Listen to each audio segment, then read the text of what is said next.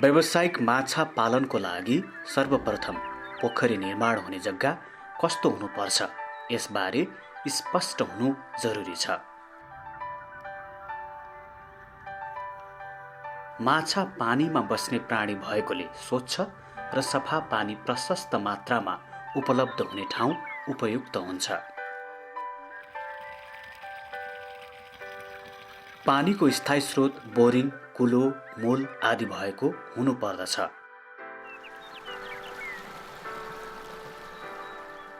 जमिन विभिन्न खालको माटोले बनेको हुन्छ।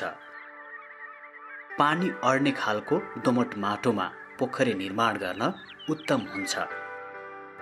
दोमट माटोमा माछालाई चाहिने प्राकृतिक आहारा पनि पाइने हुँदा दोमट माटो उपयुक्त मानिन्छ।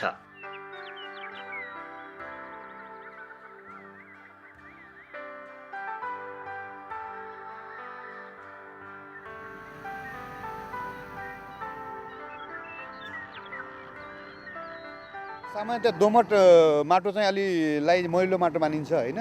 र मत्स्य पालनको लागि पोखरी निर्माण गर्दा मैलो माटो भएको नै राम्रो हो। र यसले चाहिँ माछामा चाहिँ तपाईँको चाहिँ उत्पादकत्व निर्धारण गर्नमा ठुलो सहयोग पुर्याउँछ होइन। र यसले चाहिँ अब दोमट माटोले चाहिँ खास गरिकन चाहिँ पोखरीमा चाहिँ प्लाङ्टन उत्पादनको लागि माछालाई चाहिने अब आहार प्राकृतिक आहार उत्पादनको लागि चाहिँ त्यो राम्रो मानिन्छ। पोखरी निर्माण कार्य सुरु गर्नुभन्दा अगाडि निर्माण स्थलको माटो जाँच गर्नु उत्तम हुन्छ।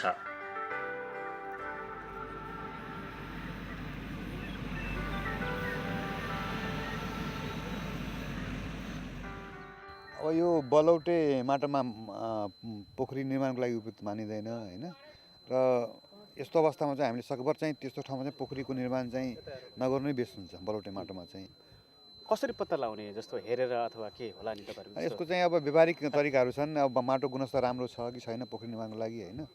जस्तै कि एउटा बल टेस्ट मेथड हो। बलमा माटोको डल्ला बनाएर टेस्ट गर्ने। जस्तै कि तपाईँको यो माटो हेर्नुहोस्। अब यो माटो यसलाई हामी माटोको डल्लो बनाउँछौँ। यदि यो माटोलाई हामीले सामान्य रूपमा बल टेस्ट भनिन्छ यसलाई। बल बनाएर माटोको बल बनाएर चाहिँ सामान्यतः 1.5 फिट माथि हामी उफार्यो भने यदि यथास्थितिमा कायम रह्यो भने यो माटो चाहिँ अलिक चिम्टाइलो खालको माटो हो, राम्रो माटो हो, दोमट माटो हो।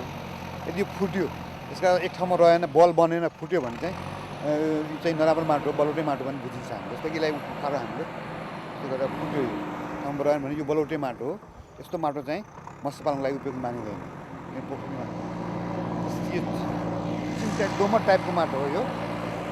पुरै चिम्टाइलो पनि होइन र यो बलौटे पनि होइन। यो चिम्टाइलो पनि होइन, बलौटे बिच खालको दोमट टाइपको माटो। जस्तै कि ले उफारेर ल्याउँछ फुटेन यो होइन। हल्का क्र्याक्स मात्रै आयो यसमा। क्र्याक्स आयो भनेपछि यो दोमट टाइपको माटो हो। यसो छुट्याउने हो। र चिम्टाइलो माटोमा चाहिँ कुनै क्र्याक आउँछ जस्ता त्यस्तै हुन्छ होइन। तर यो दोमट टाइपको माटोमा चाहिँ हल्का क्र्याक आउँछ तर बल चाहिँ फुट्दैन। र चिम्टाइलो माटोमा चाहिँ क्र्याक्सहरू आउँदैन, क्र्याक्स पनि आउँदैन र डल्ला जस्ताको त्यसै रहन्छ। दोमट माटो नभए पनि पानी अड्ने खालको माटो भए पनि पोखरी निर्माण गरी माछा पालन गर्न सकिन्छ।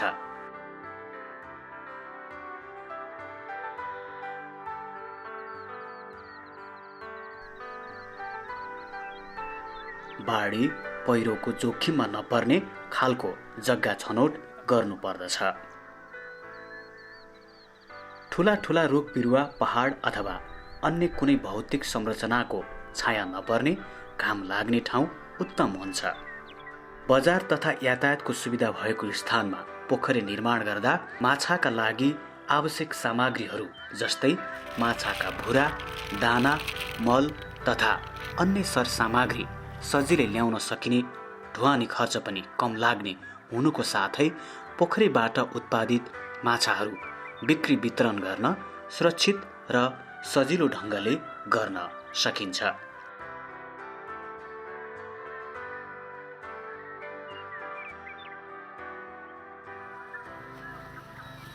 माछा पालन अरू कृषि व्यवसाय भन्दा अलि फरक छ। उत्पादित माछा निकै कोमल र छिटो नोक्सान हुने मानिस, सर्प, भ्यागुता, चराचुरुङ्गी तथा अन्य जीवजन्तुले समेत नोक्सान गरी क्षति पुर्याउन सक्ने भएकोले राम्रो रेखदेख गर्न सकिने ठाउँ, घर नजिक वा सुरक्षित लाग्ने स्थानको छनौट गर्नुपर्दछ।